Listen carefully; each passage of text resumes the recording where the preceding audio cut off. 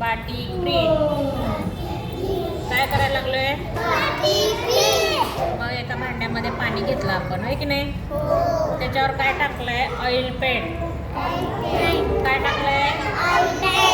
Oil paint टाकलंय आणि आपण काडीने ऑइल पेंट पसरायला लागलो, आहे की नाही? आणि आता त्यामध्ये कागद बुडवणार आहे. मग ते कागदावर ते ऑइल पेंट लागतंय, आहे की नाही? आणि छान डिझाईन तयार होते. काय तयार होते?